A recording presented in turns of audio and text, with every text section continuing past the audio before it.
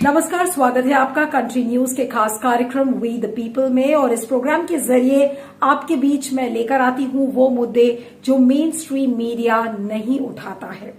आज बात करेंगे जस्टिस अरुण मिश्रा की, जिन्होंने आज एनएचआरसी यानी कि नेशनल ह्यूमन राइट्स कमीशन के चेयरमैन का पदभार संभाला है। लेकिन पदभार संभालने के पहले ही जस्टिस अरुण मिश्रा उन जजों में है जो कि अलग अलग विवादों में घेरे रहे हैं।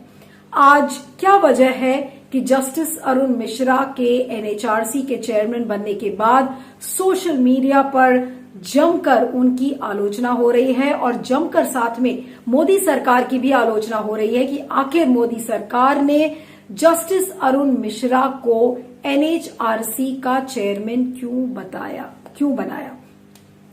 अब आपको लेकर चलते हैं 2020 के फरवरी के महीने में, जब इंटरनेशनल जुडिशियल कॉन्फ्रेंस हो रही थी। अगर आपको याद हो तो उस समय जस्टिस अरुण मिश्रा ने जमकर प्रधानमंत्री नरेंद्र मोदी की तारीफ की और कहा कि वो तो एक वैश्विक स्तर पर एक बहुत बड़े विजनरी हैं और जो कि ग्लोबली सोचते हैं और लोकली एक्ट करते हैं, यानी कि वैश्विक स्तर पर उनकी सोच है और स्थानीय चीजों पर वो चीजों को इम्प्लीमेंट करते हैं। इस तरीके की जमकर तारीफ उन्होंने इंटरनेशनल जुडिशियल कॉन्फ्रेंस में की थी। और साथ में जो कानून मंत्री हैं रविशंकर प्रसाद, उनकी भी तारीफ कर दी कि किस तरीके से 1500 पुराने कानून थे उनको बिल्कुल खत्म कर दिया मोदी सरकार ने।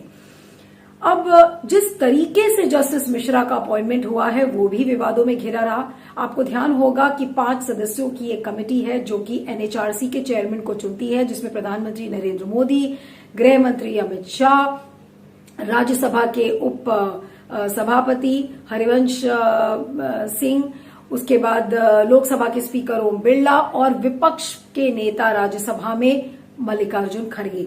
तो जब इन 5 सदस्यों की कमेटी एक साथ मिली तो सारे सदस्यों ने जस्टिस अरुण मिश्रा के नाम पर मुहर लगा दी, सिवाय मल्लिकार्जुन खड़गे की। जाहिर सी बात है कि मल्लिकार्जुन खड़गे नॉन एनडीए पार्टी के हैं, कांग्रेस के हैं, लेकिन जो बातें उन्होंने उठाई थी उसमें काफी मेरिट है। उन्होंने कहा कि एनएचआरसी के पास ज्यादातर मामले आदिवासी, ओबीसी, एससी और एसटीज के आते हैं, इसलिए एनएचआरसी की टीम में एक मेंबर ओबीसी या एससी एसटी का होना चाहिए। उन्होंने प्रधानमंत्री नरेंद्र मोदी को चिट्ठी लिखी, लेकिन उसके बावजूद उन्होंने एक डिसेंट नोट दिया, लेकिन इसके बावजूद उन्होंने टाइम भी मांगा था कि इस पर इन सारी जो उन्होंने सजेशंस दिए उसको लेकर 1 हफ्ते बाद हमें मिलना चाहिए 5 सदस्यों की कमेटी को लेकर। लेकिन नहीं, जो 5 सदस्यों की कमेटी थी उसने मुहर लगा दी जस्टिस अरुण मिश्रा के नाम पर। लेकिन एक और चीज है जिसको लेकर विवादों में बार बार ये घिरे हुए हैं। 2019 में एक protection of human rights act यानी कि PHRA एक कानून था जिसमें कि बदलाव किया गया 2019 में, ताकि चीफ जस्टिस को ही नहीं बल्कि सुप्रीम कोर्ट के किसी भी जज को एनएचआरसी का चेयरमैन बनाया जा सकता है। तो ये 2019 में इस चीज को बदलाव किया गया, जिसको लेकर तमाम एनजीओज और एक्टिविस्ट ने इसका विरोध भी किया और कहा कि हम ह्यूमन राइट्स के जो मामले हैं वो ऐसे कैसे हम रिजॉल्व करेंगे, सीजीआई को ही होना चाहिए। लेकिन अब ऐसा लगता है कि जस्टिस अरुण मिश्रा को सिर्फ इसीलिए एनएचआरसी का पद मिला क्योंकि उन्होंने प्रधानमंत्री नरेंद्र मोदी की जमकर तारीफ की, कानून मंत्री की जमकर तारीफ की और ऐसा लग रहा था कि इन्हीं के लिए उस पूरे कानून में भी बदलाव लाया गया है। अब आपको ध्यान होगा कि 2018 में जब 4 जजों ने एक बहुत ही अनप्रेसिडेंटेड प्रेस कॉन्फ्रेंस की थी और उस समय जो सीजीआई थे उनके जो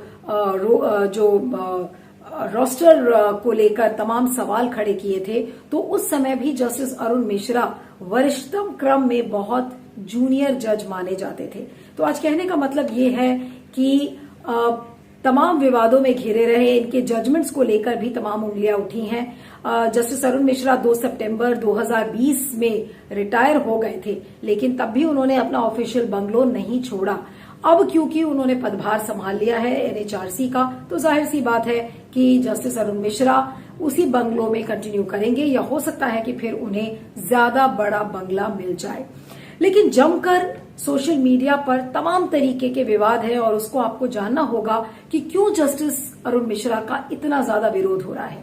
जस्टिस अरुण मिश्रा का विरोध इसलिए हो रहा है क्योंकि ज्यादातर जो जजमेंट्स दिए हैं, खासकर उन्होंने अदानी ग्रुप को लेकर एक जजमेंट दिया था जिससे अदानी ग्रुप को 8,000 करोड़ का फायदा हुआ था। इसको लेकर तमाम लोग आज लिख रहे हैं कि ऐसा लग रहा है कि अदानी ग्रुप को 8,000 करोड़ रुपए का फायदा पहुंचाने का ये एक तोहफा है जस्टिस अरुण मिश्रा को कि उनको एनएचआरसी का हेड बना दिया गया।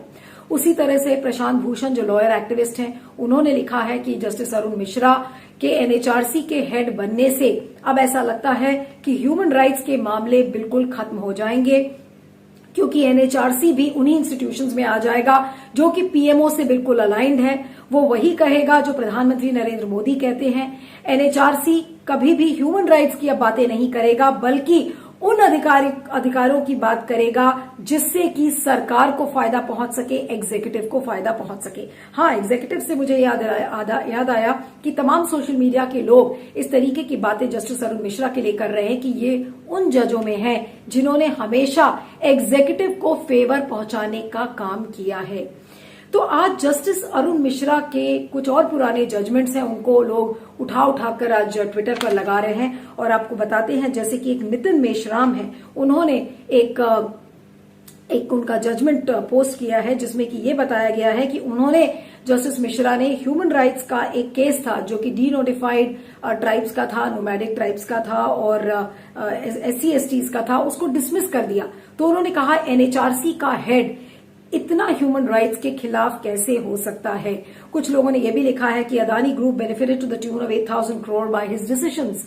तो ये तमाम तरीके की बातें आ रही हैं। उसी तरीके से महुआ मित्रा ने लिखा है कि अब एनएचआरसी का हेड बनाया गया है जस्टिस अरुण मिश्रा को, तो कोई ताजुब नहीं होगा कि रंजन गोगोई को दोबारा एनसीडब्ल्यू का हेड बना दिया जाए। तो ये तमाम तरीके की बातें हैं, लेकिन लोग ऐसा लगता है कि लगातार इस बात के प्रश्न उठाते रहेंगे कि जस्टिस मिश्रा ने इस ऑफर को क्यों स्वीकार किया, क्या गड़बड़ थी, क्या वो सेंट्रल गवर्नमेंट के यानी कि केंद्र सरकार के क्या बिल्कुल अधीन थे, क्या केंद्र सरकार की हर बात जस्टिस अरुण मिश्रा मानते थे और क्या इसलिए उनको इस बात का तोहफा दिया गया।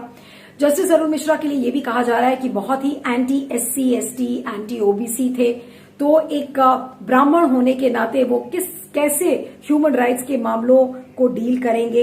तो ये तमाम तरीके की बातें आ रही हैं, लेकिन जो सबसे एक बहुत ही लीथल इंडाइटमेंट जिसको हम कहते हैं जस्टिस अरुण मिश्रा के फेवर में, कि ये बार बार कहा जा रहा है कि जिस तरीके से मोदी सरकार सारे इंस्टीट्यूशंस को खत्म कर रही है, उसी तरह से जस्टिस अरुण मिश्रा के एनएचआरसी के चेयरमैन बनने के बाद एनएचआरसी एक और इंस्टीट्यूशन है जो कि अब बिल्कुल खत्म हो जाएगा, क्योंकि वहां पर सिर्फ पीएमओ का बोलबाला रहेगा। जो चीज पीएमओ चाहेगा वही चीज करी जाएगी। और कुछ लोगों ने यह भी लिखा है कि जस्टिस अरुण मिश्रा तो सिर्फ अदानी की संपत्ति को बचा सकते हैं, बल्कि मानव अधिकारों की नहीं, जो कि गरीब लोगों की है, SC STs की है, OBCs की है।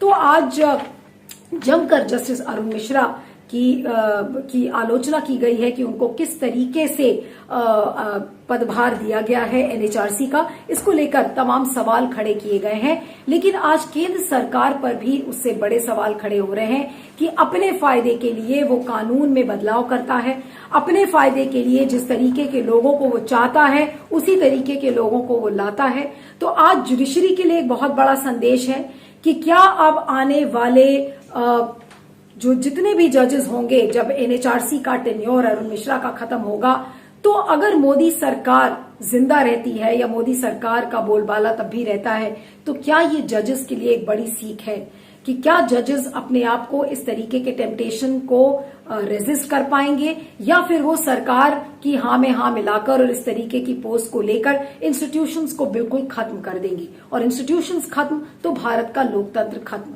तो ये तमाम आज बड़े सवाल हैं जो कि लोगों के बीच में है कि जस्टिस अरुण मिश्रा के एनएचआरसी के चेयरमैन बनने से एनएचआरसी का इंस्टीट्यूशन तो खत्म हुआ ही है, लेकिन चिंता का विषय यह है कि मानव अधिकार के जो केसेस हैं, क्या उनके साथ जस्टिस अरुण मिश्रा पूरा न्याय कर पाएंगे या नहीं कर पाएंगे, यही एक बड़ा सवाल है।